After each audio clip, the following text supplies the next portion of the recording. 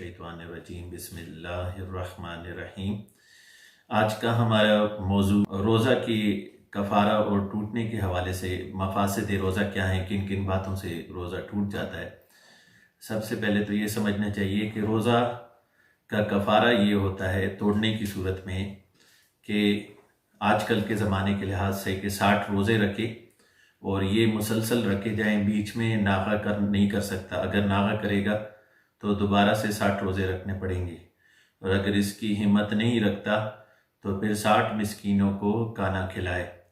या फिर अगर ऐसा दायमी मरीज़ हो, जैसे शुगर का आखिरी स्टेज का मरीज़ होता है, या कोई भी ऐसा मर्ज़लाक हो जिससे एक हाज़िक तबीब डॉक्टर उसको कहे कि अगर आप रोज़ा रखेंगे तो इस सूरत में आपका मर्ज़ बढ़ भी सकता है और आपको मौत भी वाक़या हो सकती है, तो ऐसा मरीज़ जो है वो फ़िदिया दे सकता है। जब तक अगर उसका मर्ज़ ठीक हो जाए तो फिर उसको रोज़ा रखना पड़ेगा, वगरना जो है वो फ़िदिया दे के दायमी मरीज़ जो है वो अपने रोज़े का फ़िदिया अदा करे।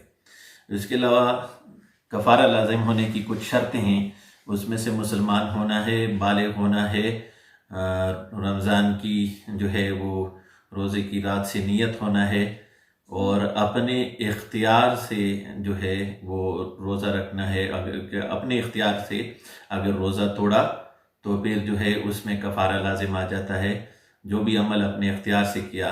और मुकीम होना भी कफ़ारे का जो है ना वो के लिए शर्त है कि मुकीम हो, मुसाफिर पे कफ़ारा नहीं। लेकिन अगर ख़ुद से जो है उसने सफ़र इख्तियार किया रोज़ा की नियत और रोज़ा रखने के बाद, तो फिर उस सूरत में अगर रोज़ा तोड़ा तो फिर कफ़ारा लाज़िम होगा। इसी तरह औरत को माहवारी यानी हैज़ या नफास आया तो चूँकि ये इख्तियारी नहीं, तो इस सूरत में भी रोज़ा जो है उसका कफ़ारा नहीं होगा। नमक अगर थोड़ा सा भी चाट लिया तो भी कफ़ारा अदा करना पड़ेगा। अगर पत्ते खा लिए और ऐसे दरख्त के पत्ते हैं जिसके पत्ते खाए जाते हैं तो उसका कफ़ारा अदा करना पड़ेगा, इस सूरत में कफ़ारा होगा, रोज़ा टूट गया। और अगर खरबूजे या तरबूज के वो छिलके खाए जिससे लोग गिन नहीं करते हैं तो फिर उस सूरत में भी रोज़ा जाता रहेगा और कफ़ारा अदा करना पड़ेगा। मफासिद रोज़ा ये हैं कि जानबूझकर जो है वो खाना पीना किया या जमा किया, या जो है हलक में कोई चीज़ जो थी वो थी और उसको निगल गया, जैसे कोई मीठी चीज़ हो, कोई गुड़ वगैरह था, चीनी थी, उसकी हलावत हलक से नीचे उतरती रही तो भी रोज़ा टूट जाएगा। इसके अलावा अपना थूक जो है वो उगल के निकल गया या किसी और का थूक निकल गया, इससे भी जो है रोज़ा जाते रहेगा। अगर जो है मुंह में पानी का कतरा या बारिश का कतरा या सोते में बारिश का कतरा चला गया तो इस सूरत में भी रोज़ा जाता रहेगा। लेकिन चूंकि ये अपने इख्तियार से नहीं, तो इसमें सिर्फ एक रोज़े की कज़ा आएगी, कफ़ारा नहीं आएगा। इसी तरह अगर बीवी के साथ जो है जमा कर लिया तो इससे भी रोज़ा जाता रहेगा। अगर एक बंदे ने कोई ऐसा काम किया जिससे रोज़ा टूटता नहीं, लेकिन उसने समझा कि इससे मेरा रोज़ा टूट गया है, मसलन गलती से खा पी लिया और फिर समझा कि शायद मेरा रोज़ा टूट गया है और दोबारा उसने जो है जानबूझ के खा लिया, तो अब रोज़ा जाता रहेगा। अगर दांतों में जो है वो चने बराबर चीज़ थी और उसको जो है निगल लिया तो रोज़ा जाता रहेगा, और अगर चने से बराबर से कम थी और मुंह से बाहर निकाल के फिर निगल लिया तो भी रोज़ा जाता रहेगा। और जो है इसके अलावा अगर दांतों से खून निकला और खून जो है वो हलक से नीचे उतर गया तो जो है अगर उसकी हलावत हलक में महसूस हुई तो खून चाहे कम हो या ज़्यादा हो, लेकिन अगर हलक में उसका मज़ा, उसकी हलावत महसूस हुई तो रोज़ा जाता रहेगा। लेकिन ये चूँकि अपने इख्तियार से नहीं तो इसमें कज़ा होगी, कफ़ारा नहीं होगा।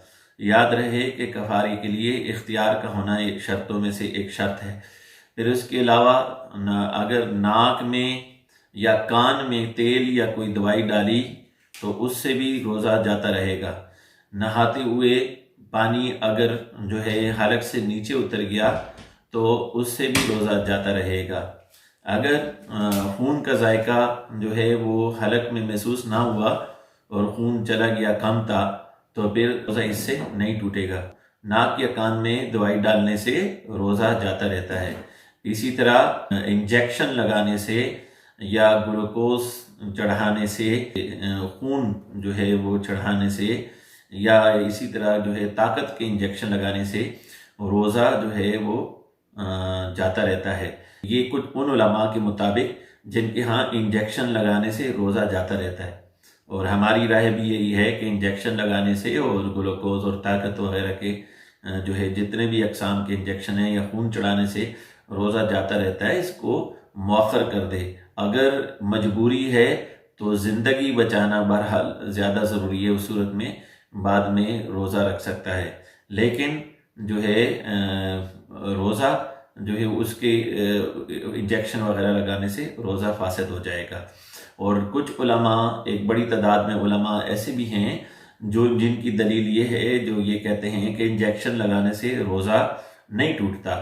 اگرچہ ہمارے رائے یہ ہے کہ انجیکشن لگانے سے روزہ ٹوٹ جاتا ہے، لیکن جن علماء کی یہ رائے ہے کہ انجیکشن لگانے سے روزہ نہیں ٹوٹتا، اگر کوئی ان کے دیے ہوئے فتوے پر عمل کرتا ہے تو وہ بالکل اس پر عمل کر سکتا ہے اور اس میں بھی کوئی حرج نہیں ہے، لیکن ان کے مطابق بھی جو ہے ضرورتاً انجیکشن لگانے سے روزہ نہیں ٹوٹے گا، لیکن گلوکوز کا انجیکشن چڑھانے سے یا طاقت کا انجیکشن چڑھانے سے جس کی ضرورت نہ ہوگی غیر ضروری طور پر، اس سے جو ہے روزہ مکروہ ہو جائے گا۔